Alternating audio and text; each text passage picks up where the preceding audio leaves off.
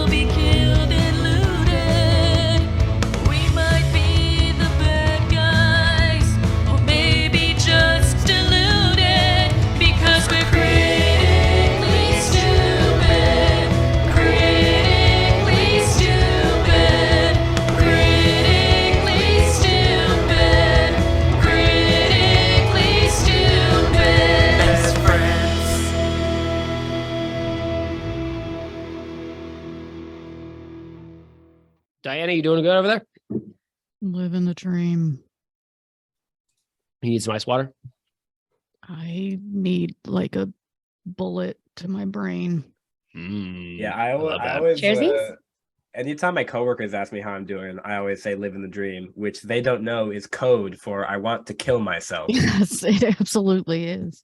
Well, for the second week in a row, what's going on, everybody? Welcome to soon-to-be world-famous Dungeons and Dragons Real Play Podcast, Critically Stupid, where we love suicidal ideation. And drugs. And drugs. What's up?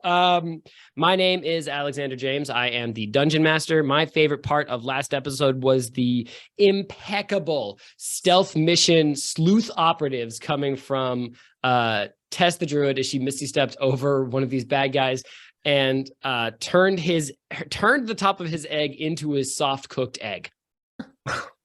Gary, and you go next. Turn the top of his egg into a soft cooked egg?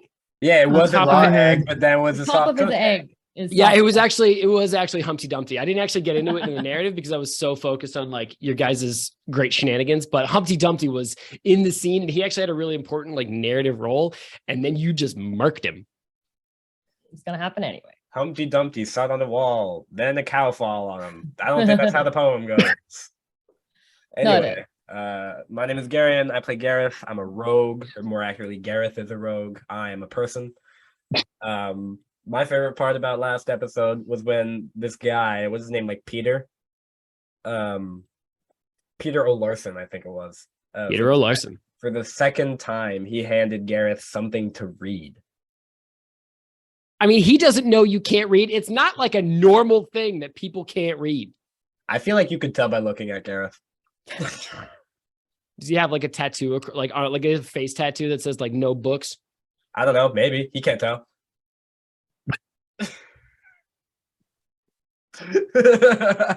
Sick. All right, who's going next, G? Diana's going next. My name is Diana. I play Mel. I am half elf ranger, and I know you were talking about me, bestie, when you were like, maybe everyone doesn't remember their class, and I will be making you do a sound effect later. Two of them, action, nice water joke. It's the disappointed silence immediately after the bit, which is the best part for me. I was on a car trip and I was listening to the podcast, and at some point, like one of the glitches was in the podcast, and driving in my car, I was like,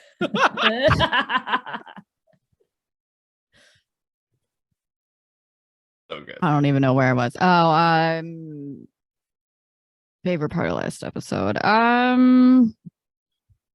Fuck. Honestly, I'm a real big fan of Greg, actually. And this idea of him being like part of fantasy CIA or something. He's secretly very adept at things. That's actually SEAIA, CIA. Nice. Also, I hate you. Ditto. That's all I got. Who's left? Anthony? I mean, And Jess. But yes. But thank you. Okay. I'm Anthony. I play Arnold, the bard. And my favorite part of last episode was that Arnold was just so desperately trying to get this wooden piece off of the knife that he didn't see any of the chaos that ensued with the gas situation. Incredible. I love that. So, Jess, you go next, of course. I'm Jess. I play Tess the Druid, who is a Fey cow, or more often cow Fey. My favorite part of last episode was when Alex was so desperately trying to make a funny scene between Tess and Floon, and just head empty. Tess wasn't having it. Just did not know what was happening. So just absolute star material over here. You know, every now and then you got to empty the pipes and have a burner. Just a burner scene. Yeah, fine. I just had a verbal diarrhea, and now it's all out, and I'm good now. Hell yeah. It's so funny. You can't Clean pipes. appreciate the highs without the lows. Okay, so without further ado, we're going to get into it. Normally, this is the part where I sort of open on you guys and your shenanigans, but this time we're actually not going to open on you.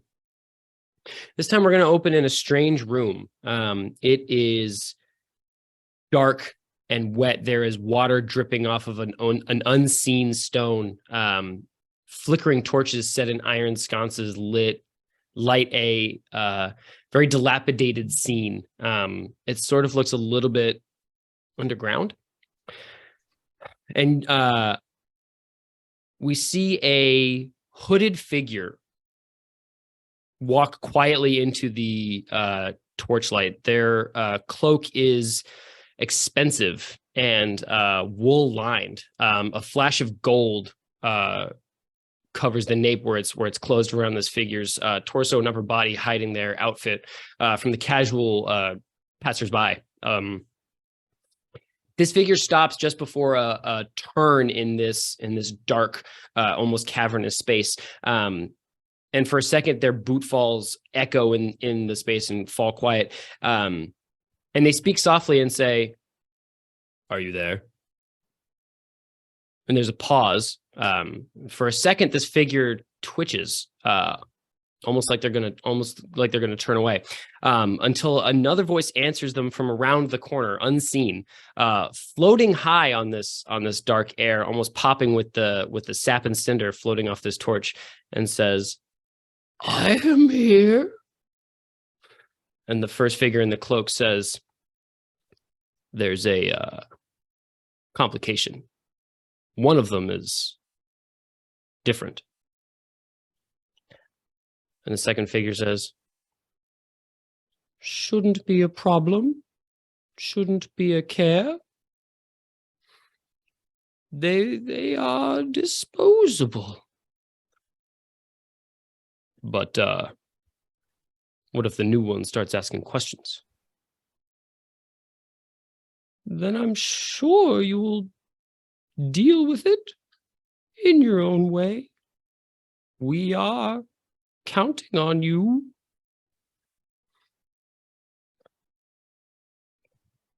I might need some more coin. I think I've got to grease a few hinges. I think I've got to. I need to know more about this one.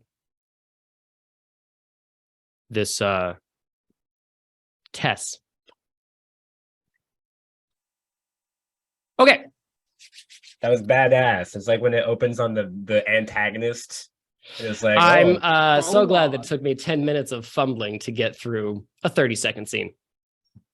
All right, we're going to open on you ding-dongs now. Some things have happened. Some choices have been made. Just to remind you guys of where you're at, as Gareth, you are sort of on the back end of this angled deck, looking inside a cabin. Mel and Arnold, you were looking at Urstel Floxen, who has just burst out of this door, who looked at you, Arnold, and said in his very good Russian accent that I had at the drop of a hat and didn't have to practice for, if you'll all remember and nod and say, "Yes, absolutely, Alex, that's what happened." Yes, absolutely, Alex, that's what happened. Beautiful. Thank you. Garion gets advantage for most of his throws today. I too don't want my character to die. Yes. Yeah. Mel, you roll with disadvantage because Fine. Man, Mel and Diana are just already roll rolling with snorkel? disadvantage. yeah, I've been rolling with disadvantage every day of my life. that's true. But you heard Ursula Floxen tell you, "I told you not to get involved in my business." And Tess, you're underwater. Yeah, great. So I The want cows to open. can swim. I do remember. I I Googled remember. that. I like how much we had to Google cows. I'm The gonna cows Google can swim. cows more because it was annoying to Bestie, and I don't know. I just feel like looking up cows today. Just start Lib- calling cows by like their scientific name. Which is Hey Siri, what's a cow's scientific name? You know, when like your mom's mad at you and they use your full name. So when you're mad at Tess, you call her the full like Latin name for cow. I want you to know that Siri picked up every word of what you just said. okay. Arnold and Mel. Ursula Floxen has just burst out of this cabin and has told you, "I warned you for getting involved in my business." However, as he sort of like, as his momentum propels him out onto this pier, Arnold, you see his eyes glance over your and Mel's faces, and he falters just for a second. Roll me an insight check, please, both of you. Does he like us? Bestie, roll it with disadvantage.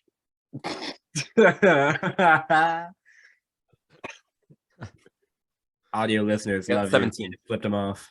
I got 17. Hard. Oh, that's well. Fuck, you jinxed me. I'm still seeing bees. CMBs. Okay. Bees. Arnold, 17 is pretty good. You see him recognize you. and stop what he's doing. And he falters just for a minute. I'm going to grant you and Mel one round of surprise to sort of change the momentum of this scene or get the jump on this guy, because he's sort of like a little taken aback that it's you two and not who apparently he thought he was talking to. How close is he to us? I'm going to say within like 5 feet. Like he's within striking distance of Arnold, because Arnold was right in front of the door, because Arnold really wanted Gareth's dagger. I did. And I'm holding it. You are holding it. Okay. I don't remember where I was standing. Was I not at Arnold? You were with him. I think you were trying to play it a little bit stealthier. So maybe on just like the other side of this street light, you could be stealthed up and hidden from sight if you would like to be. No, I think if I saw him, I would probably, if he were close enough, I'd probably try to grab him, because I'm pissed that he killed the guy that I was trying to actually save for a fucking change. Like the one time I try to do the right thing, and this guy's got a shit on my fucking parade. So all this just, I'm going through it tonight, guys. I'm sorry. So anyway, I think that I would, again, if I were close enough, I would grab him, but I don't know if I'm close enough. I think you're close enough. Yeah, you can surge up in there. Okay, then yeah, I would end up just kind of like instinctively seeing him and being angry. I'd step forward and I'd grab him. Then let's do we're gonna do a grapple check. You're gonna roll a dexterity attack, and I'm gonna try and save out of it. What is it? Okay, this I've not done before, so That's fine. Under your attributes on the left, you've got strength, dex, con. So the modifier next to your dex. Roll a d20 and add that to it. Oh, I got real good dexterity, bestie. Oof! Oh, I rolled this guy is about as nimble as a piece of Right. seaweed. It's not a nimble, right? I rolled a +5. That's a 17. +5? Fuck I me. told All you right. it's real good dexterity. Damn. What's the objective here, Mel? Are you trying to like prevent him from going for a weapon? He's currently unarmed, but as you I'm trying know to prevent firsthand, him very from dangerous. like leaving, because before he like puffed a smoke and was fucking gone, and I'm angry, and I think that because I would be angry that for once in my life I tried to save somebody and not kill them, and this guy ruined it, I'd be acting kind of like emotionally and not rationally, so I wouldn't really think it through. I would just end up like grabbing him and trying to hold him. Okay. I think with a roll that good, you managed to not only cross the distance between you and him, but I think you managed to actually get behind him and get a hand around his sword arm. You've seen him not quite in combat, but at least threatening at Yala Gralhun's manor. So you know which is his sword arm. So you get a good grip on it. So if he wants to attack on his next turn, he's going to have to save out of your grip. Okay. Arnold, what's your reaction to this? Okay, I see her kind of getting aggressive with him and doing that. Yeah. And I want to, as the one who he's seen, try to be friendly with people and try to, stay calm and, or not necessarily stay calm, but be amiable with people. So I want to kind of reach out and be like, we don't need to do this. And as I touch him, I want to cast Charm Person on him to try to see if I can kind of just nip this in the bud, so we're on his good side and just get through this without murdering him. Maybe. Do you know what I actually love about Charm Person? This spell hinges on one requirement, and that is you have not harmed someone. And to this point, despite my best efforts, you have not actually harmed this person. So you get to roll it. I'm rolling out of it, right? Yes, you roll Wisdom 13. Motherfucker. All right. Excuse me. I rolled a 12. Yes. Can I ask an above table question real quick? Absolutely. About the game. So over in my little box where it says like dexterity and strength, there's saving throw modifiers, and it says advantage against being charmed. Is that if someone tries to charm person me, or quite so? Yeah. If somebody, if an NPC or a bad guy was like trying to influence your brain, you've got a good one, so you would get advantage against that. So when you did that saving throw, like I just did, I added a +2 because of this guy. You would add a +5 to yours. Okay. Nice try, but the only thing that could influence my brain are various substances. Drugs. Why are you always trying to steal my vibes? Because your vibes are so easy good. to impact my brain. You could just be I don't know if they're good, but I mean, my therapist disagrees with the idea that these vibes are good. Like, Okay. I think she'd be Arnold. very upset with you for saying that. Anywho, Arnold, what are you doing? Very carefully backing away from that. So, Wise move. so I put my hand on him and I'm just like, look, I obviously we got off on the wrong foot. I feel like we're all on the same side here right now. What she and I are really concerned about is the fact that our friend is in the water over there. She fell in the water, and we'd like to help her out. Would you mind like helping us get our cow fey friend out of the water? I am picturing just this giant cow, just like a leisurely like swim, like a moonlight swim. That's just like, exactly Doing a just, like, backstroke chilling. as a cow. Yeah, like It's not like one a of those single peaceful fuck scenes to on like a give. private beach. Well, it's actually great that you say that, Arnold. Let's float down to Tess. So Tess, cows can swim. I was educated about this last episode. I do think I cut it out of last episode because fuck you, bestie. But That was so No, funny. I think I know. suffered enough. I kept it. Oh, great content. So you are falling through this water. Cows can swim, but you're sort of dazed and confused, for lack of a better term. I think you fell quite suddenly. And you float through this water, and it is dark. Obviously, nighttime, not a lot of light. So it is pitch black, and you are falling through freezing cold water. But as you drift down, you feel cold touches on your hooves and skin of your legs, and you settle in a soft like substance. It almost feels like mud or maybe cold jello, and just as your weight settles and you get your feet under you, you see two burning red eyes open in the blackness underwater and stare at your face. I hate that for me. Yeah, it's crazy how unenvious I am of you right now.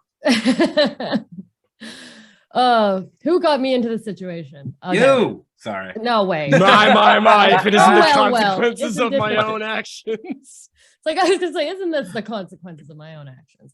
Okay. I'm looking at the spreadsheet, Alex, you made me of all the things that I can do. Ah, yes. I'm a little overwhelmed. First of all, So those did are I all- take those are- damage when I fell You did- onto stuff and into water.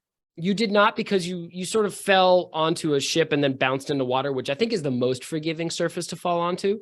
So you did not take damage. It's crazy how much better she is at this than I was in the beginning. God damn, I didn't even know what dice to use. You called me stupid. But then I called you A beautiful regular simpleton. stupid, right? A beautiful simpleton right after. I also highly disagree that I am better at this than you No, are. seriously. No, you're doing great. You are doing great. I That's set the bar so low.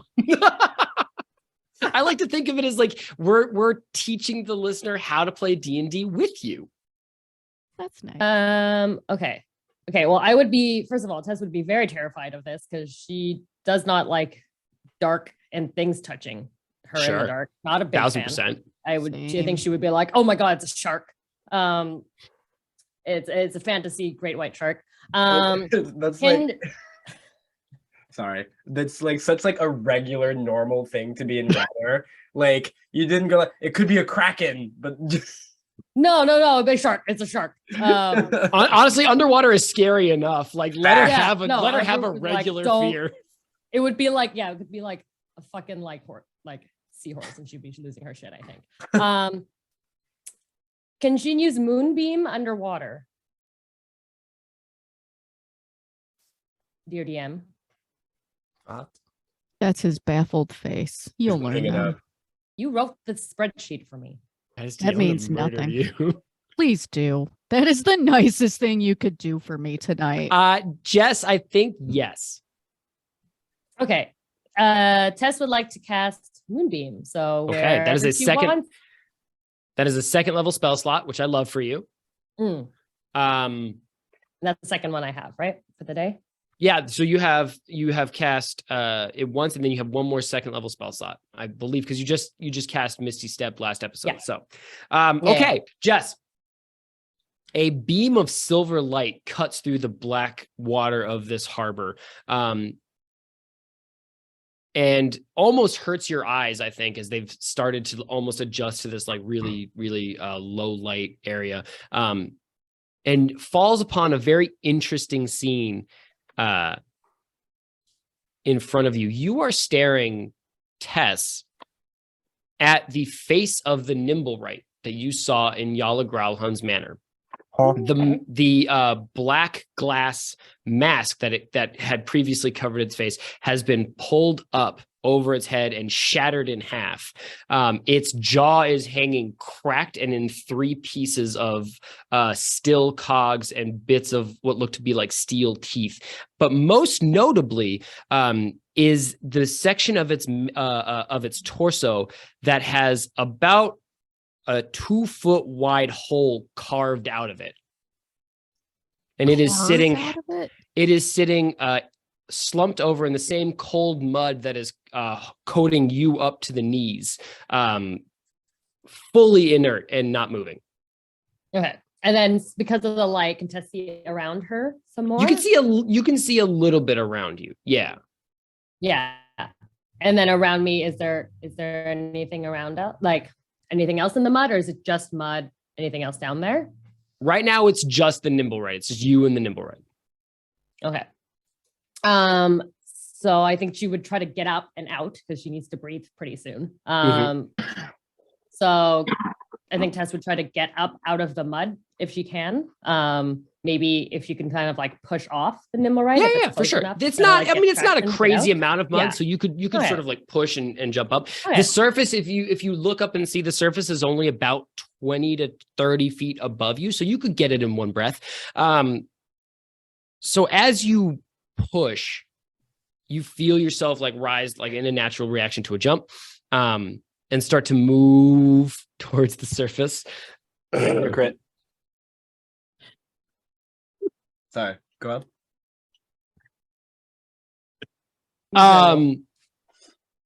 And then you feel something burst out of the mud and wrap around your leg. And Tess, you look down to see a blistered and boil-ridden hand reaching up out of the mud to grasp you by the leg. Horrifying. Can I just point out that you were the one that said cow jokes weren't funny anymore? Yeah, I thought that. That is why I called him a hypocrite. That was like funny AF. I don't think I said that at all.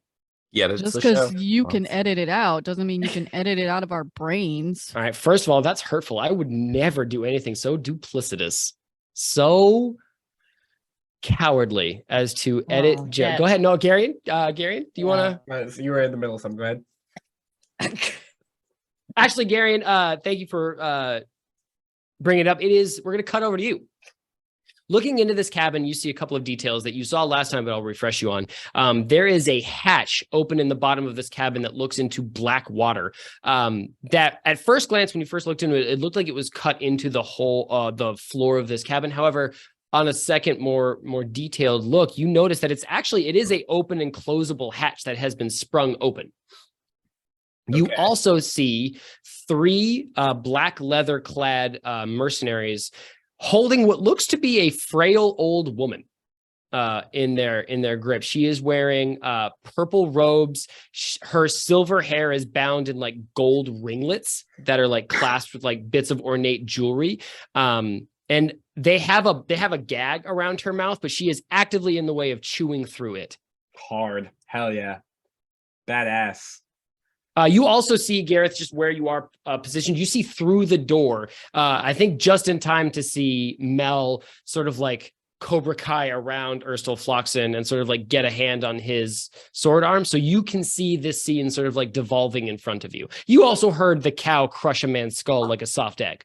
It was kind of hard not to notice.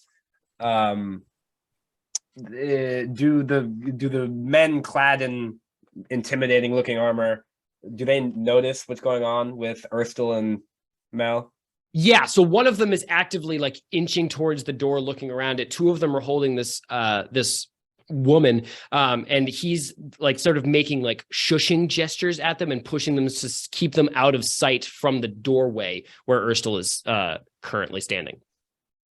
Okay, gotcha. I assume if I can see what Mel's doing, can I also hear Anthony? Absolutely, you can. Yes. Okay, I think then I'm just gonna wait it out and see if we can successfully not murder these people. Okay. Heard. Anthony. What's up?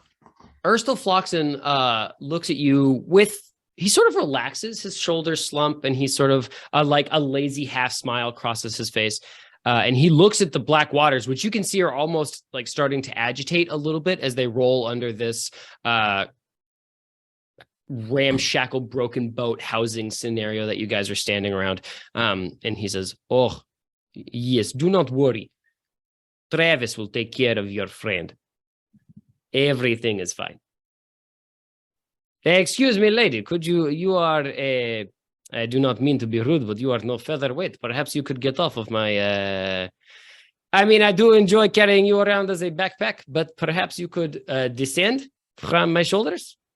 First of all, rude. Wow. Right? He just comes You could right out be with like, you're not a 2,000 pounds. featherweight. Like, fuck you. Like, okay, way to body shape. Your hand is currently also wrapped around my armpit, and it is an uncomfortable position. Yeah. People are I was into gonna that. true that. I just imagine Mel like whispering this in this dude's ear. Just like- Yeah. Some people are into this. Right? Seriously. Like some people like this. People eat a pay lot. me money to do this to them. I wish. Okay, so I'm gonna keep holding on to him because I'm still Okay. angry. And Okay. I know that he recognized Arnold, but I'm not sure that he recognized me the way that he's talking to me. So I'm gonna say, I don't know if you remember me, but I remember you. And I remember that we were supposed to be on the same team. And then you ran like a coward. Ow. Now, this I will take umbrage at this. Yes, I did not run like a coward. I merely extended my survivability, just as you did, huh? Did you not stay? You did not stay at Yala Gralhan's manse, huh? You are here just like I am. So who is coward here? Yeah, we had to run because somebody framed us.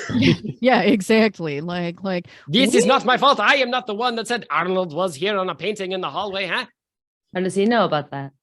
he would. I have eyes in my head, cow, who I cannot hear or respond Right. to. I was gonna say he Yeah, can't even hear he's you. responded to two people who were I like, know that are there. like Mel's just Ursula deeply is- disturbed at this point. So I would say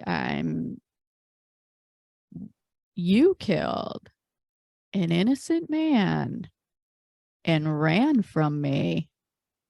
I don't like that. Arnold, what you got? So I just want to look at him and be like, our friend is potentially in trouble down there. You're my friend. Let's I don't know, Travis, will you please, who's Travis? Who does he answer first? I don't know. Mel's like so pissed she didn't even hear about Travis. She's so angry that he Who's killed Travis? this dude and ran that she's just really bent on honestly probably getting a little bit of revenge. She kind of wants to kill him. I All think right, fair that's enough. Mel and not Diana, but it might be a little Diana. We love a self-insert. I think he's going to respond to Arnold just because Arnold did cast the spell. Arnold, you see him reach with his offhand into his shirt, and I think Mel instinctively, like you would notice this, and he says, Oh, Just- Bestie, where's Josh Pat? "Oh shit, I forgot all about Josh Pat. I'm so sorry. I think Josh Pat sank his teeth into Erstal's boot. Oh, good Um, boy. Not hard enough to do damage, unfortunately, because he's a little He's a little guy. dude, but he can be threatening if he. But the vibes were there, and he's currently sitting in front of Erstal, growling up at him. Yeah. Erstal reaches inside his shirt and says, please, just a demonstration, yes? And he pulls out 2 glass beads, Arnold, and sort of like compresses them in his hand and drops them into the water. You see them Glittering. glow. You see them glow a brilliant green, like almost like neon glow sticks, as they sink into this water, and they sink about 10 feet, and suddenly a black silhouette darts in front of them in a slithering motion. Really? And Erstal Floxen says, yes, that is Travis. I hate it. That's Amazing and terrifying at the same time. You telling me he dropped his balls in the water and something black slithered out? And yeah. Okay, just checking. We're on the same. Careful, page. you're still in the water. Tess, I know that's what let's I'm saying. He move dropped his let's balls move in the down water, here. which is my house right now. Tess, you feel his hand on your hoof, grasping you, keeping you from going up. I don't think you're in like air danger zone yet, but you're getting kind of close. And then you hear like a muffled splash, and you see like a glow that's not your moonbeam. You see these glass balls drop. You know what the spheres? You see glass spheres drop into this water, glowing bright green. And then you also see what does appear to be a 6-foot snake writhe in front of them, above you in the water. Why are you punishing me? Okay, well, is the hand that's grabbing me, is it in the moonbeam light? It is not. No, it is in the mud beneath you. Okay. Am I in the moonbeam light? I'm not, right? You It's are like- not. like No. off- Yeah, you okay. cast it sort of in front of you. Okay. I think Tess would like kind of try to wiggle towards into the light, like her hoof or whatever had into her light. And if there's a 6-foot thingy, it's just kind of and there's one leg. And she's kind of just like paddling. Just cow paddling into the light. Yeah. But like with just her foot, because I think would the moonbeam hurt her as well? It does, right? I think so. Yeah. Yeah. So I think she would just kind of try to be luring the 6-foot wiggle snake so that it would, if it went towards her, it would go through the light to get to her. Because my understanding is everything that enters the moonbeam, it gets hurt.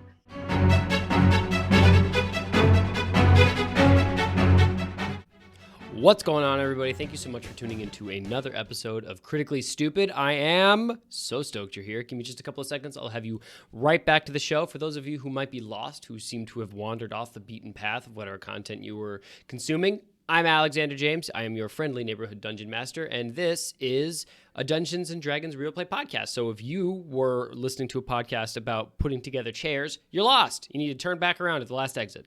I'm here to tell you, for legal reasons, that we are playing Waterdeep, Dragon Heist, an official Dungeons and Dragons licensed module written by Chris Perkins, Scott Fitzgerald Gray, Kim Mohan, and Michelle Carter. It's wild to me that when I first started recording these mid-rolls for the show, I had to actually look up those names, and now I feel like they are etched into my bones. I see them when I sleep. It's horrifying.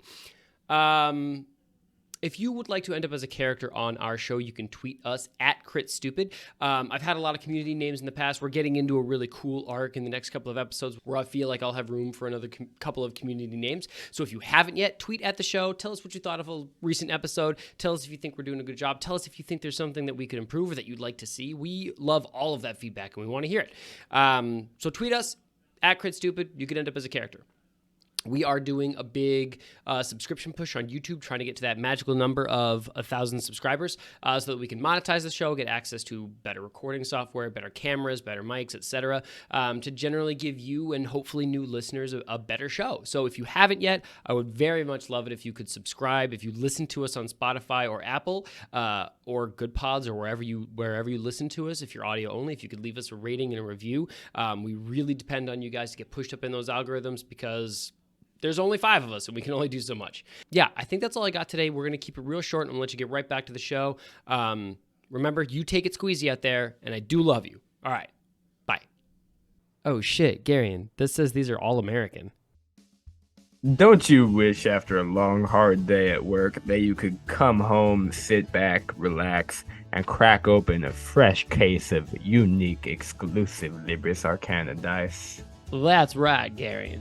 All Libris Arcana dice are small run, limited edition, and found nowhere else.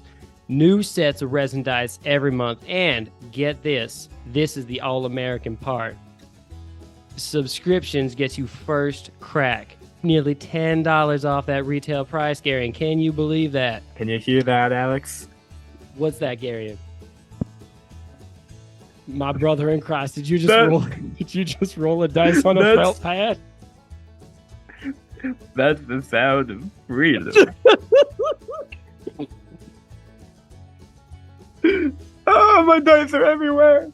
You got to get yourself over to LibrisArcana.com and check out the subscription that you can get for these all-American small batch dice. if you enter our special all-American discount promo code at checkout, stupid20, that's stupid and the number's 20, you're going to get a 20% discount. Now, Gary, I know you're good at math. How much is 20% off that order? Damn. 20%. So get on over to LibrisArcana.com and enter our exclusive discount code STUPID20 for 20% off your first month subscription. Once again, that is LibrisArcana.com and our exclusive all-American critically stupid discount code STUPID20 for 20% off your first month subscription.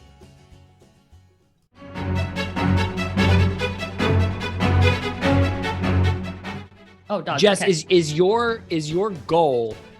So you're dealing with two issues right now. You're dealing with the giant slithering shape in the water, and you're dealing with the hand on your ankle. Which one are you trying to pull into the moonbeam? Because both is going to be a tough call.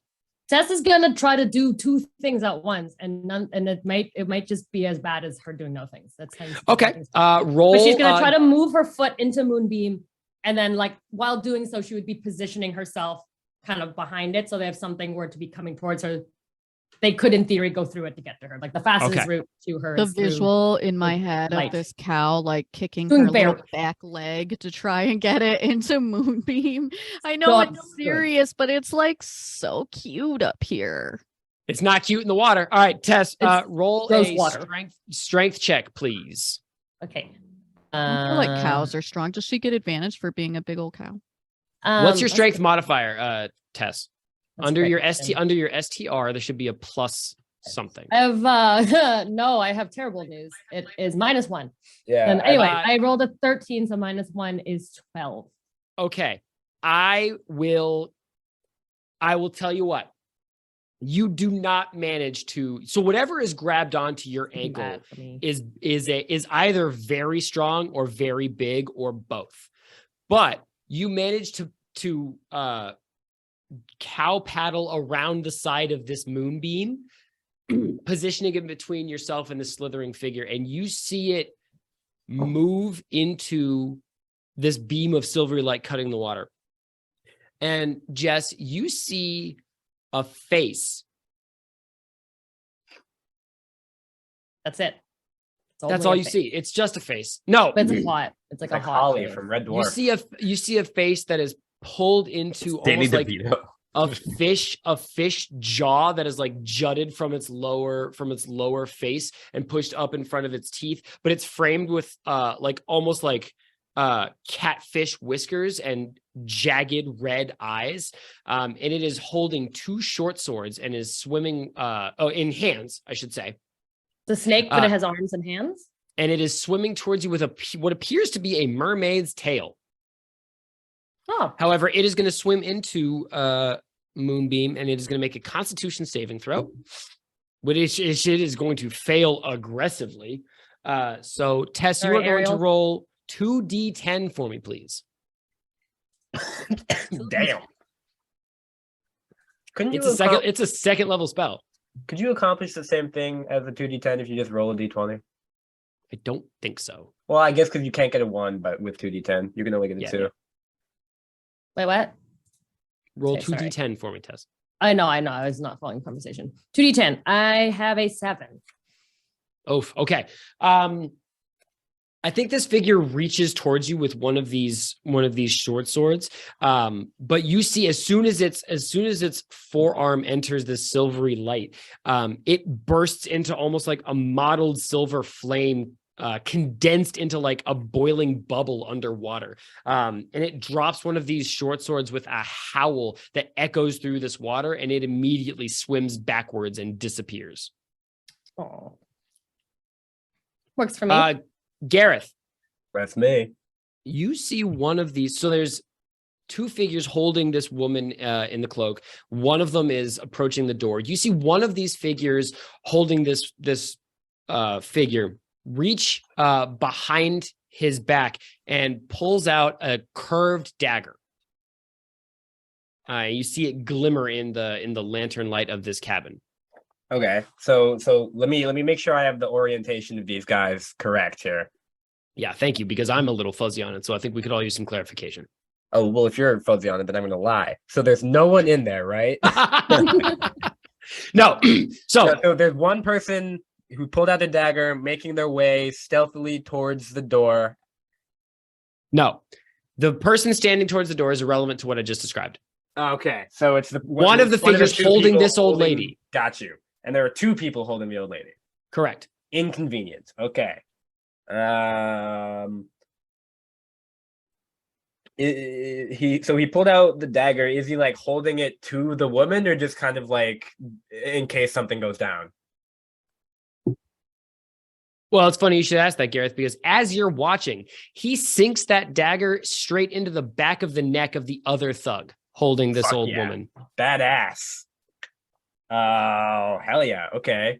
Can I get an insight check to see if that was some sort of betrayal, or I mean, gonna be honest, from face value, kind of seems that way.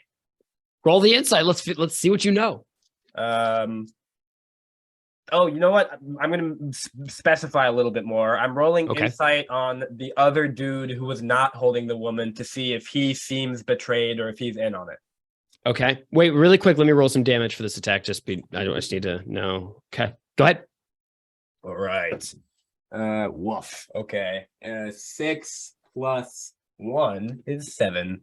All right. Well, I'll tell you what you know with a 7, Gareth, is that he is very dead. Cool. You see him slump, and actually the way that this strike goes down, it was either super lucky or very calculated, because the figure that got stabbed didn't make a sound, didn't exhale forcefully. He just sort of like buckles at the knees and falls backwards, and the figure who attacked him uses the hilt of this dagger buried in his spinal cord to control his fall and very gently set him on the floor. That's fucking awesome. I'm terrified. Maybe he was just welcoming the sweet release of death. Much like the rest of us. Mostly me.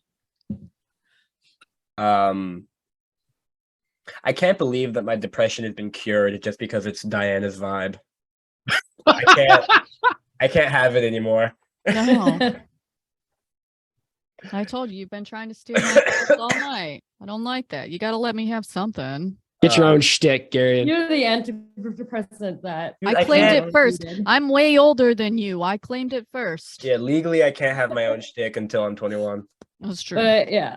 Anyway, so fuck. What I was gonna do was sneak in there because there's one more less person now, but something tells me that guy will fucking wreck my shit. You can still sneak in there if you roll high enough. You can stay hidden. There's like You're tables stealthy. and a bed and like Yeah, you can that's probably what I'm gonna go for here. That's the move. Sneaking in all stealthy like. Okay. All Roll that stealth check. Sneaky. And I'll tell you what, take like. advantage because nobody has seen you and you are outside in the nighttime. Hell yeah. Love it. Like how all the rest of us are fucked because of the cow and Arnold, but like Gareth. I am the most fucked because of the cow, to be fair. Yeah. I mean, Jess is super suffering from the consequences of her I like actions. to that be Arnold fair. is the only one that cares when I'm underwater. I really appreciate it. It's very in character. Honestly, I'm trying it's really the only part of this story that I'm like really involved in right now. And I'm like, I need to know what happens here. I thought that shadow was gonna help you, and then I'm not sure that it was now. Yeah, I don't think that's like, what he meant by Travis will take care of her. you know what? Yeah. I had him under a spell, and I was hoping that he was just being my friend. Ooh, fuck. He's like, he's like, I will release my balls into the water. And you're like, that will help her. I was like, yeah. I mean, only my friends Yeah. have done that before, and So- my enemies have never revealed their balls to me. That's Garion. The first roll was a 7 with my modifier is 14. The second roll was an 18 plus 7 is 25. Okay, so you cloak yourself in the shadow of the night and fucking slither into this cabin. I think there's like a dresser and a bureau that you managed to get behind. So you are inside this cabin.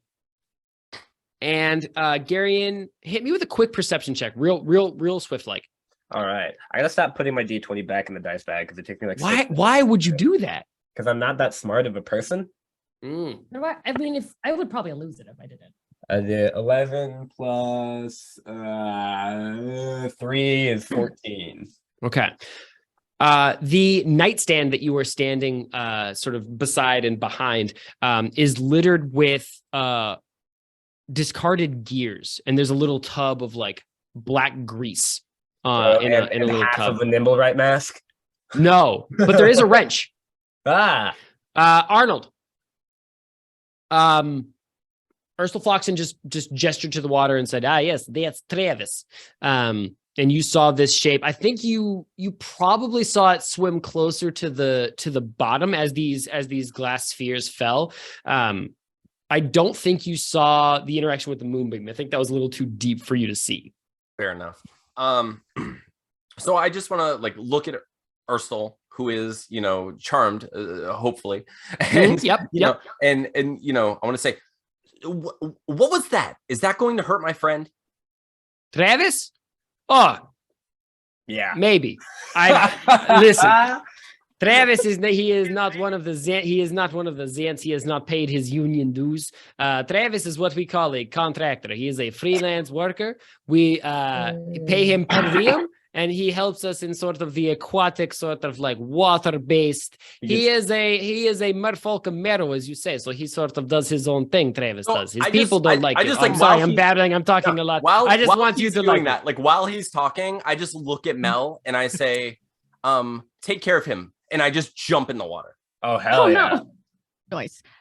So Mel would definitely like tighten on him, and hopefully Josh Pad is also being a little growly. Can am I in a position that I could like pull one of my like swords and hold it like against him, or am I too awkward holding him?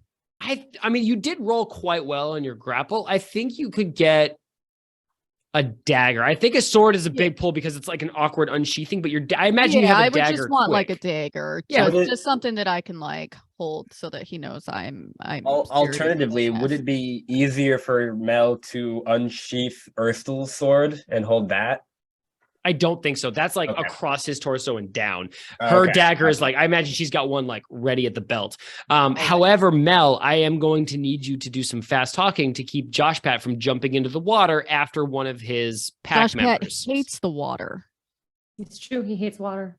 I did say that. Can I? All right, fair enough. Josh Pat is just standing. He would rather not jump in the water. Yeah. Like he'd rather not. Will he if he needs to? Yeah, he loves the cow fae, but like, is he hoping that somebody else can take care of it? Yeah. The only person Josh Pat is jumping into the water after is Mel. Quite frankly, that's a good point. All right, fair enough. So he tenses and starts barking at the water, but doesn't jump in. What do you say to Ursula with your dagger? So I'm gonna like hold the dagger and I'm gonna say I suggest that you call off your little friend Travis, or things are going to get very, very bad for you very quickly. What if instead of killing them, we just like get them arrested? I think that'd be hilarious. We'd be call the cops. Calling your mom. Yeah, we put them in cuffs. Right. We're taking you down to the station. Ursula, you actually, Mel, you hear him giggle a little nervously. It's kind of like a weird, like high-pitched sound coming from such a big dude. No, you're gonna have to make the noise. Do it. What's the nervous giggle? You made fun of my dissociating already. Do it. She's claiming the one free sound effect. No, we've got a thing where like every time he makes fun of my mental health, I get to make him do a sound effect. Like a coupon. All right.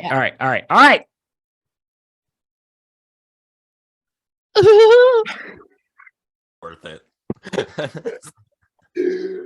That was worth the mental health joke. That one. I want that to be my ringtone every time I get a text. It sounded like Goofy's tail got stuck in a door.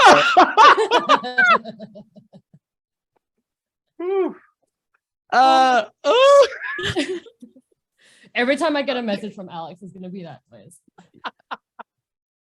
We should all make our phones make that noise.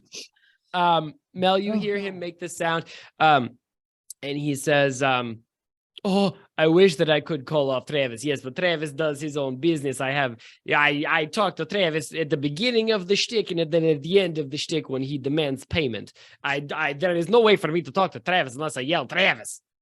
Mel is going to like kind of pull the dagger a little bit closer and be like, I suggest you get creative. I've lost one friend already. I'm not going to lose another. So you best find a way to call Travis off. Because if I have to call him off, I'm not going to wait for you. Okay. All right. I think, Bestie, you do hear something, almost in an answer to your demand. But it doesn't come from Erstal Floxen. Gareth.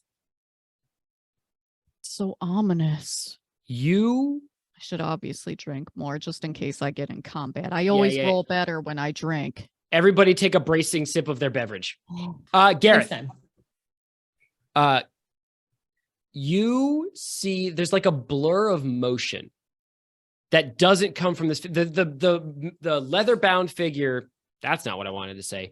The armored figure. Yeah, I don't kink shame. Is busy like sort of That's like odd. dealing with this body that he has just marked. And you actually notice, Gareth, that the mercenary at the door who's sort of like paying attention to Erstal and Mel doesn't notice this go down. Okay. It's almost been like a deliberate sabotage behind his back. But the motion doesn't come from the mercenary with the dagger. It comes from the old lady. She dives a free hand. She pulls it out of the bound. I think her hands are like bound either in front or behind her. It doesn't really matter. She pulls one out of the binds and reaches to her side. And all of a sudden there's a loud pop. And the inside of this cabin is filled with a noxious green smoke. Gareth, make a Constitution saving throw for me. Alrighty here. I don't suppose I could do a reflex instead and hold my breath. I'll let you pick. There are consequences to both. Let me see which is higher. So few of us are breathing right now. It's the theme No one of this can breathe. episode. I don't know where my reflex bonus is, and I'm too lazy to look, so I'm just going Constitution. Constitution it is. Wait, above table. I've never heard of a reflex bonus. I think Garion's don't actually know. referring to a No, Pathfinder don't thing. say it. Don't say it. Don't out me. No. Garion plays multiple versions of Dungeons and Dragons. One of them is called Pathfinder, and he has multiple characters, and they have different stats. So he's You're actually better than us. No, is- Pathfinder. So there sucks. is no. Everybody Is there shits on like an Pathfinder. equivalent in our? it would be the dexterity saving throw. Oh, okay. Oh, that's a better modifier. I'm doing that. I'm not giving you that option. It's Constitution Yeah. saving throw or keep breathing normally. Fine. I got a 9 plus 2 is 11. And It's can like I give him? I'm gonna give him Bardic Inspiration just in You're case. fully underwater. and You have are no idea you are what happened. fully underwater, my guy. You have no You hear me? concept I of- go. Be careful, you know. Yeah. Oh, and you didn't even have to make fun of my mental health to get that sound effect in. See, that's how I know Oh. Anthony loves me. All right, Gareth, you instinctively take a little huff of air to sort of like brace yourself to hold your breath, but even that is laced with what tastes like a sharp fennel-laced fog that stings your tongue and coats the inside of your mouth, and you sag backwards against the inside of this cabin, almost losing your footing, even based on that little burst of air. But you hold on to your consciousness enough to see sort of floating in your vision the figure with the knife fall down, and the knife clatters out of his hands, and you see this woman stand straight and look down at this figure, and she is wearing a patchwork World War I style gas mask with a tube that she has strapped onto her mouth into a little satchel at her waist. That's fucking awesome. Was And she you- wearing that the whole time? She was not. It just And if she magically wore one? appeared like suddenly.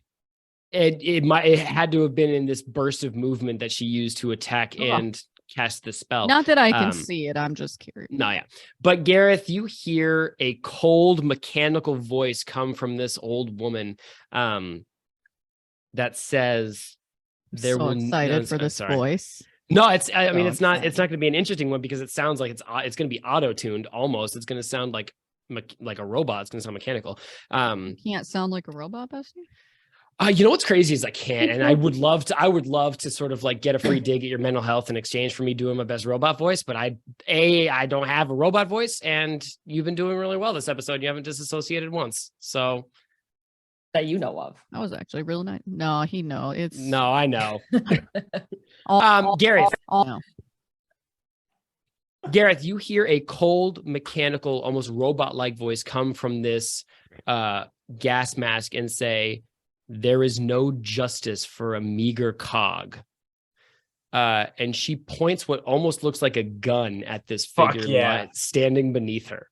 I hope you say it looks like a gun. I hope so badly that it's just a Desert Eagle.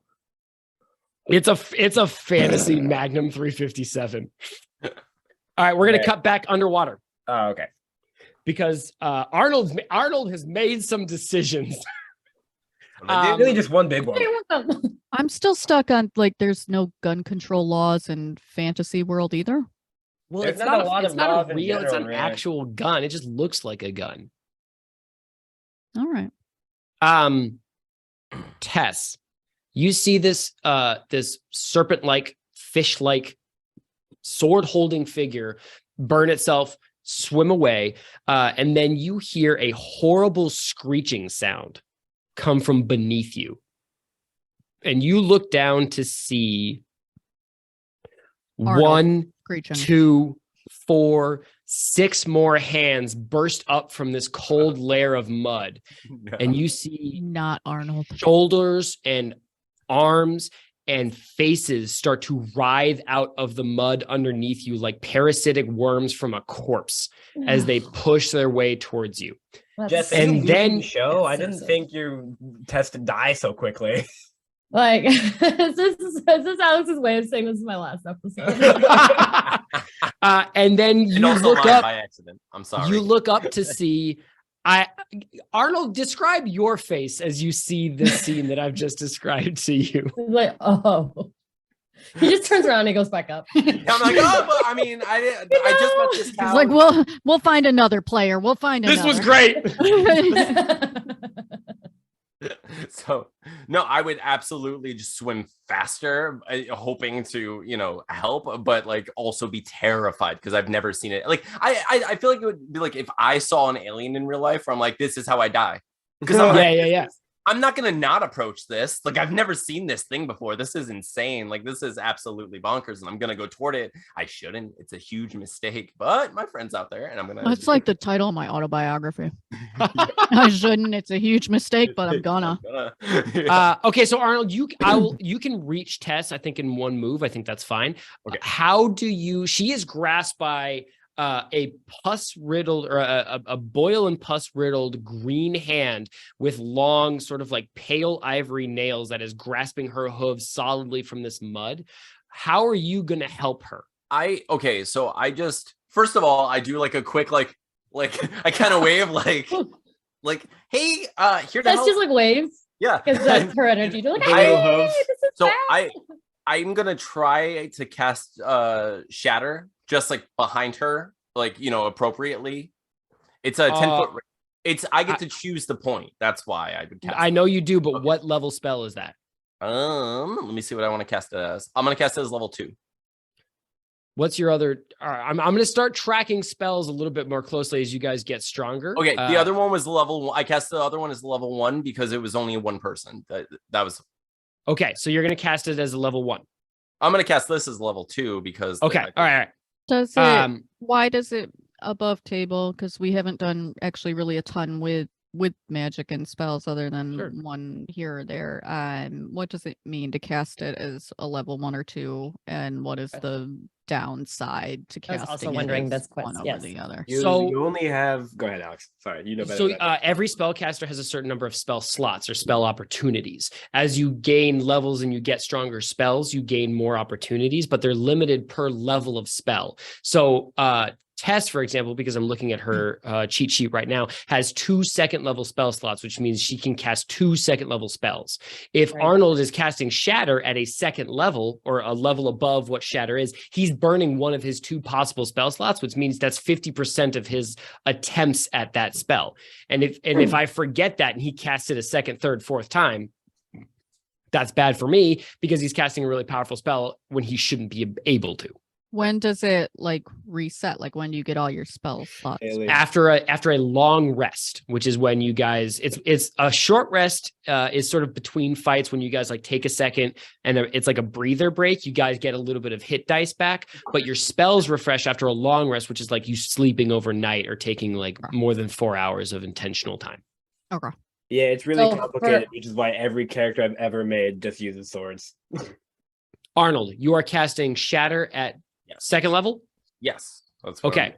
So Do you it's a roll or do I roll? You roll. Constant. Each creature in that spot has to take a Constitution saving throw. Now, Arnold, my dear boy, I know that you said that specifically so that you would get a hint as to how many creatures are under that mud. But I'm not going to tell you. I'm going to roll one roll and keep you in the dark. Okay, fair enough. And I rolled a 17. Okay, so I'm underwater That doing seems my bad best for with me. a knife. Okay. That's Wait, is it half damage on a failed save? Let me see. I think it is. Yeah, let me see. Oh, fuck. Swear Arnold to still has God. my knife.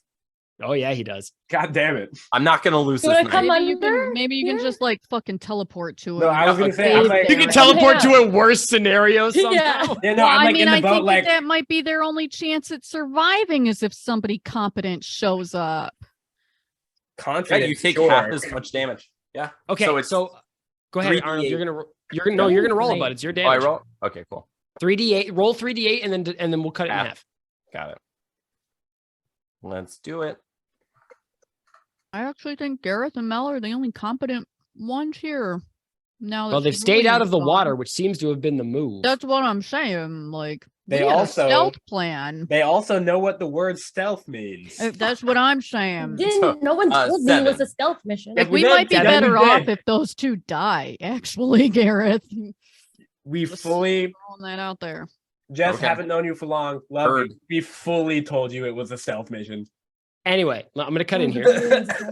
I'm gonna slice in here. I also don't remember it. Arnold, you extend your arms in the spell. You've only ever cast Shatter once before, I think, and it was when you first encountered Jeremith in just after the it was the scene with the trauma. It was the trauma scene. Oh yeah, that was great. Everybody remembers.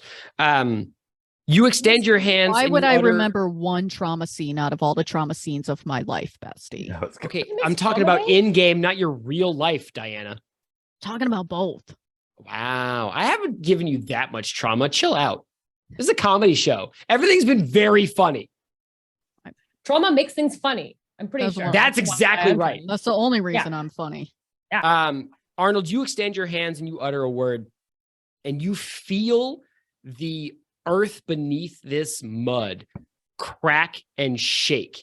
And you see splinters of rock extend out from this mud like almost teeth of their own right, bursting into the water.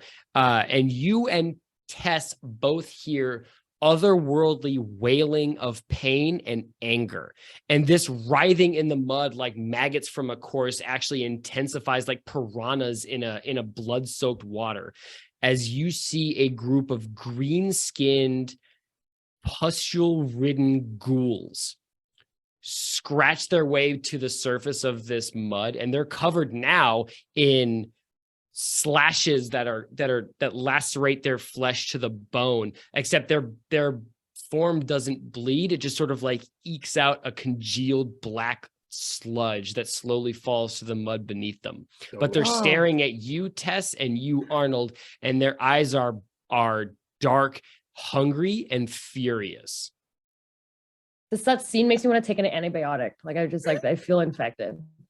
Everybody get a tetanus shot. Can we I just throw a little, like a little IV Vanco in the fucking water? Yeah, I was gonna say, That'll like, be here's some fine. macrobid. You're fine. Just go. Oh, Um, macrobid just- ain't shit. That's not gonna take care of them. I picked Vanco for a reason. Just because I think it's funny, Mel, you see and actually feel, because he leans with you on his back, you feel Urstel Floxen lean over the water and sort of weakly say, Travis. Travis, are you there? And nothing happens. What a twist. Gareth,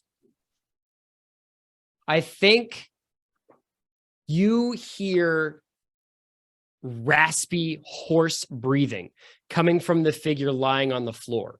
I can't imagine why. As this woman points her, and as your eyes are you're holding your breath, so your vision is starting to clear, and the burning sensation in your palate is starting to fade. Almost like now it's more like you just had something really, really spicy as opposed to like inhaling poison. But you are looking in her hand at, it almost looks like a wand, but instead of wood or whatever wands are made of, you would know, being from a wizarding village, typically made from like some sort of organic substance. This one is made from clicking and pinching cogs. That's badass. And she's pointing it at this figure, and he is rasping for air. And you hear this cold mechanical voice say, I am curious, however, as to who sent you. Speak, meager cog, and perhaps life will be granted to you once more. And the figure on the floor gasps a word that you actually, Gareth, are pretty familiar with, because he gasps Xanathar. Yeah, that's not shocking. I mean, Urstel said, yeah, he's not Zans like us.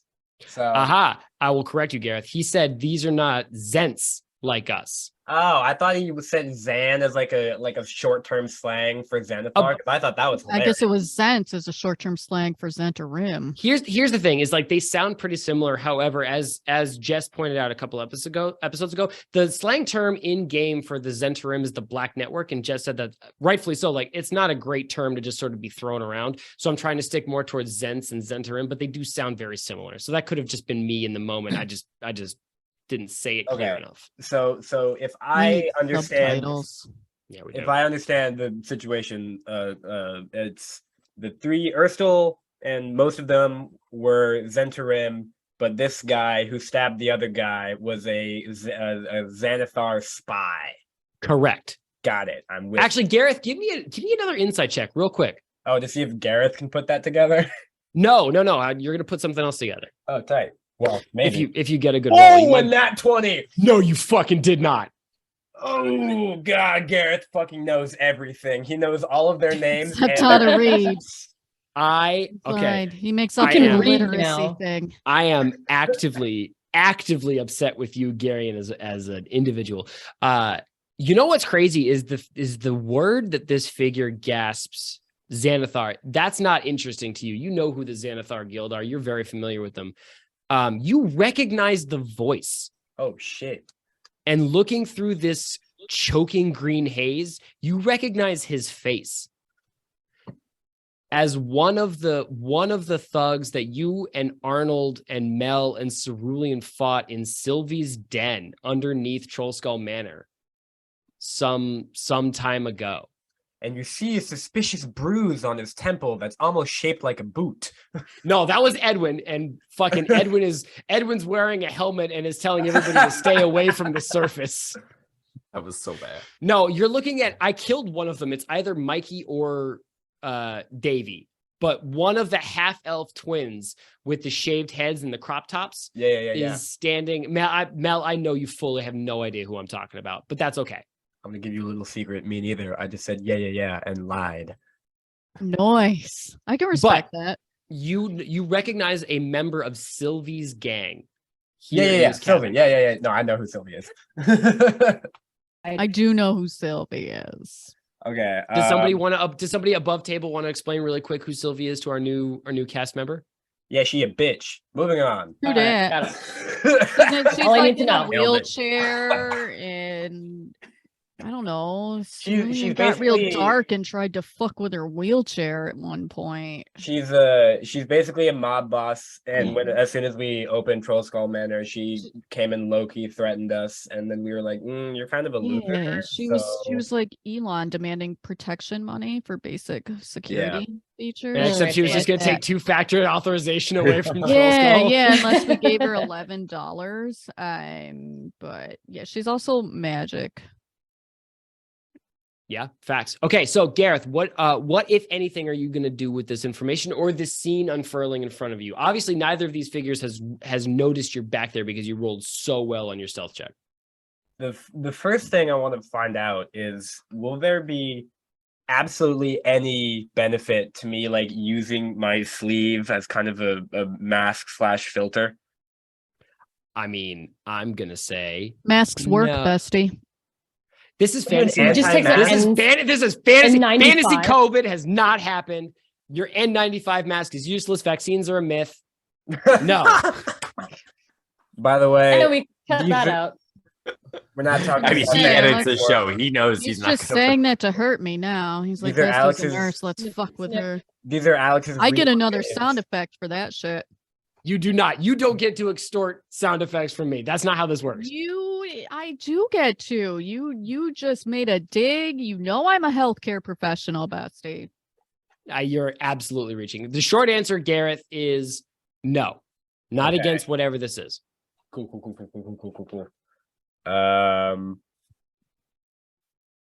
Oh, fuck me. The thing I'm most curious about is this old ass lady.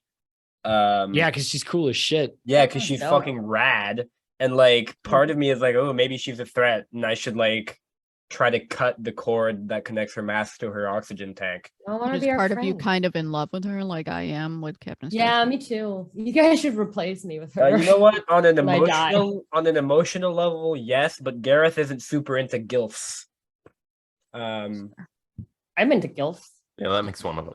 I'm begging us to move on past this part so I don't have to cut this whole thing out. Why would you cut out gilfs?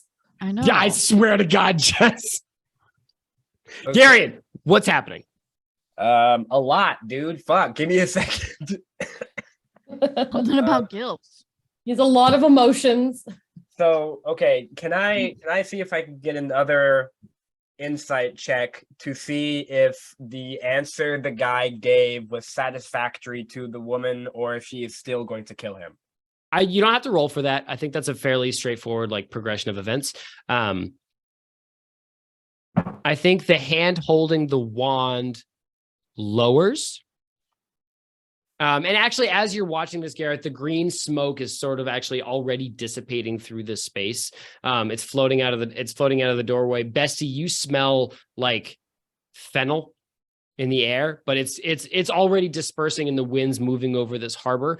And you're focused on other things, so I don't think you have to roll for this at all. And there's a clicking hiss, Gareth, as she pops this mask off her face, and looks down and says, yes, I thought you might have been one of the street urchins. A meager cog has no place among the glass domes in the citadel. Glass dome. Was she royalty or something? Ew, I immediately like her less. You have no idea. I mean, you know as much as I do, but I'm making this shit up as I go. Fair enough. You're so good at that. So the first thing is, as soon as she takes off her mask, Gareth is going to carefully breathe again. You know, not the big like because I don't want to fucking rush my lungs with that shit, but I want to stop holding my breath so I don't have an explosive exhale that gives me away. Yeah, you could breathe. That's fine. Yeah, so it sounds like she's fully gonna kill that guy. So do you save him or do you let him No, die? fuck no. Why? All right. In fact, I think I might kill the other guy because he's the only one left.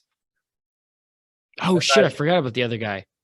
Yeah, what's he Respect doing? that. Like has he noticed yet? You know what? Let's make this simple. I think he's passed out. Fair enough. I like to picture him with like headphones, listening to music. Like Da, it's a da, DJ where da, everything da, happens da, da, behind da, them, and da, they have no da, idea because da, they're just da, da. jamming. Yeah, that's what. Maybe he's got like what is it like when they have like noise canceling headphones because they get overwhelmed by sound really easily. Oh, So yeah. he's just got like noise canceling headphones on. It's a reasonable Anyway. accommodation. No, Gareth, he's fully passed out. Like this green smoke exploded and he wasn't paying attention and he took a big old lungful. So he is also lying on the ground, completely unconscious.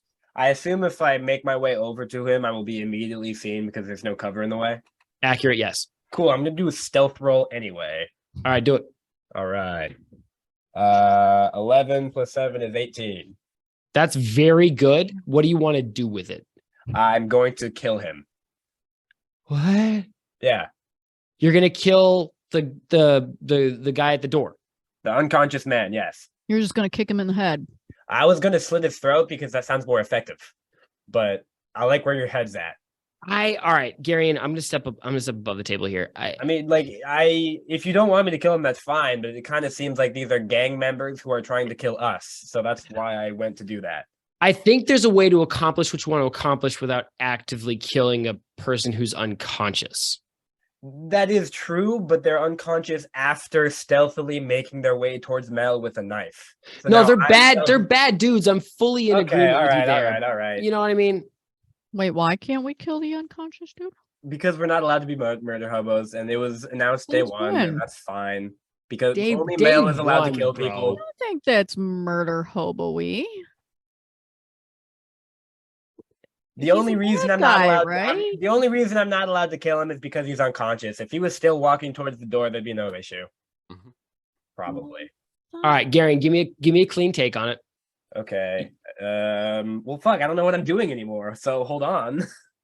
I guess I'm just still hanging out and seeing how the situation progresses. All right, fair. Garbage. You should have let him kill him. It's fine. We're moving on. We're moving on. I feel you care more about this than either of us do, Diana. I'm gonna move to where the action is, which is underwater.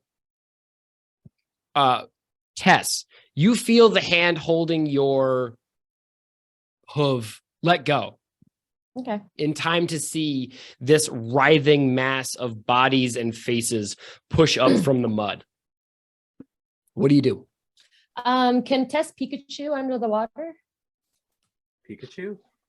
Would you like to Pikachu as a Just- cantrip or Pikachu as a first level spell?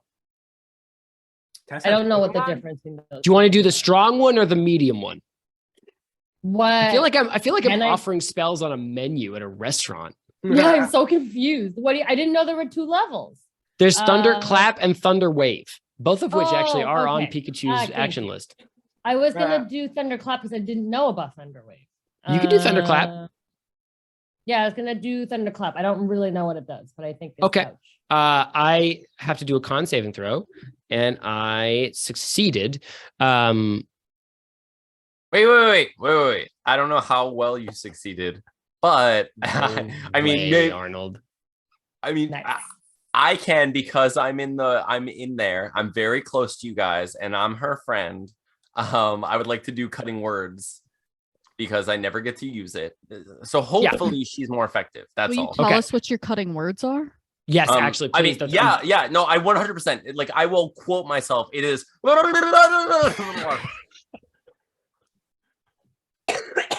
That wasn't even aimed at me, and I was devastated emotionally. Oh my god. I may Oh. never My recover. therapist is gonna hear about this. These ghouls start weeping audibly. All right, so how much are they subtracting from their roll, Arnold? It's just 1d6. You roll it, bud. It's your spell. Oh, let me see. Okay, got it. You got it. Oh god, don't suck. Yeah, it was a 3. All right. Fuck. Fine. Jess, roll 1d6 for me, please. 1d6. Fuck. Fine.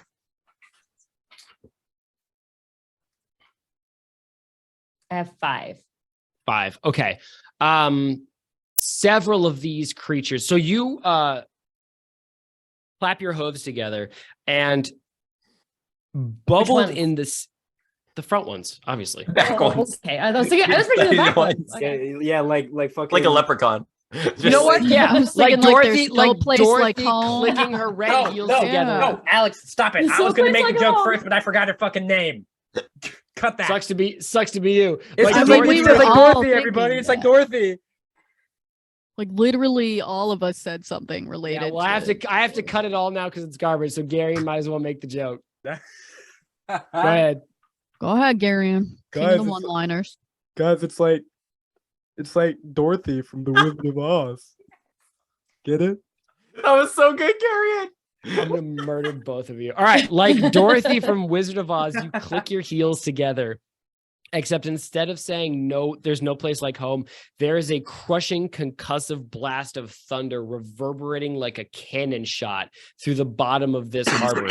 And you see this water, which had previously been fairly clear, if albeit a little dark, explode with mud and congealed blood and bits of fragmented bone as you blow a sizable portion of these writhing corpses into smithereens. Yes. Oh, nice. Okay, well, I think she's because it let go of her ankle, right? So I think she's gonna be Correct. like Yeah, she's swimming she's up towards Arnold and like also waving, like, "Hey, what's up? Do you see that?" And then just kind of swimming. That was I not. just cast minor illusion to make a wow. little sign that says like that was awesome. Yeah. Like Tess is also Wile E. holding a Coyote. thumbs up, but it's just her hoof. Like, Okay. I think the two of you break the surface of the harbor. oh yeah, good. I haven't breathed this entire episode. Yeah, you take a breath for the first time in an hour and a half. And Mel, you feel Erstal Floxen tense, and he points and say, yes, see? I told you they would be just fine. Travis has done it yet again. Travis, you do always a good job every time. Tell you yes, what, when Travis. they're out of the water, I think we're hugging each other and like crying. A long day. I think two people see this at the same time. I think Mel, you hear footsteps, and Gareth, you see this woman in the robes walk towards the front door, and she gestures sharply at the wand, and it clicks and starts audibly humming. A very low register that I'm Bessie, I know you want it. I know you want it, but my mic will not pick it up. It's a hum. Pick a better instance for me to make a sound effect. I'm not going to hum into the microphone. Yeah, no, that's boring. I think you should wait for something way more embarrassing. Exactly. And she walks towards the door. Gareth, you see her raise this wand and point it at Erstal Floxen, who does currently have Mel wrapped around him. So she would definitely also eat it, right? I will give you, Gareth, a surprise round to do something. I've saved you so many times. Just remember that. I think what I will do is... Oh, I don't think I have the fucking precision for that. I was going to try and throw something at her hand to try and make her drop the wand. I love it. Yeah, fuck it, dude. Was that just ranged? What are you going to throw? Oh, there's like a bunch of detritus and shit. There's like gears and stuff in the cabinet. I'll just use one of those. Okay. Yeah, let's say there's a wrench on the nightstand like I described earlier. You're going to huck it at her hand. Yeah. Okay. Throw it. Is there like a ranged bonus on this wrench, or You're going to make a dex attack unless you can somehow convince me that you should get a bonus. Please. Okay. You know what's crazy is that did not work. Roll it, bitch. Damn it. All right. So, whoop. Try again. We got a 10 plus 3 is 13. Oh, I'm dead. Wait. I'm out of the water. You said it. How close am I to him? You don't know that I'm throwing the wrench because I'm inside. It doesn't matter. That doesn't matter. How close am I to him? I think you did dive in after Tess. But I'm out of the water. Right? Yeah. No, you're above. I'm above water. You're surface. You're not out of the water. But even I'm going to say above, you're let's say you're 40 feet away. Ha! I have to be 60 feet. I am excited to be out of the water. So excited that I let go a burst of inspiration, just going, woohoo! Like, just like that. But it's enough magically within that 60 feet to give my friends some inspiration. I love how mad Alex is right now. It's so good. It was a really tactical move to not reveal the range until after Alex told you how far you're away. So good. You.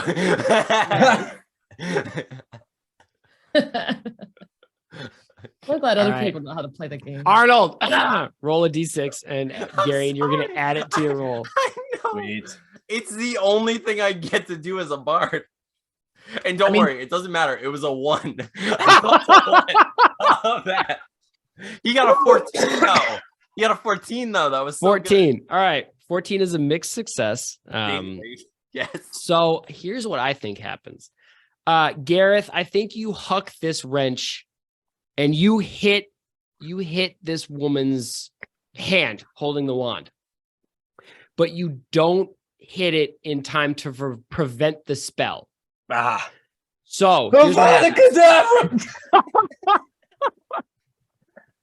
Gareth, you throw this wrench and it hits this woman's wrist just after she clicks a button and a burst of green smoke explodes in a roiling bubble towards Mel and Erstelfloxen. As soon as the smoke leaves her hand, Garrett, the wand falls from her grasp. However, Mel, Erstelfloxen, who you are currently wrapped around Cobra Kai style, is going to make a dexterity saving throw. A dex throw, not a con throw for the poison? Oh, no, it is a con throw. Thank you. Sorry. Constitution saving throw. And he's going to roll a natural 1. Damn. So does he just die? So Right? Erstelfloxen, I think Erstelfloxen turns around and goes, "What is this?" And then takes a huge inhale through his nose and mouth at the same time. Takes a fucking bong rip of all this poison gas. And the two of you go careening into the black water of the harbor. No. I do feel like Josh Pat would jump in now. Oh no. Josh Pat does jump in after you. You see that as Get you're out the falling. water. Josh Pat doesn't even wait for you to get in the water before he jumps in. We spent so much time getting Arnold and Tess out of the water. But they're not going to sink to the bottom per se.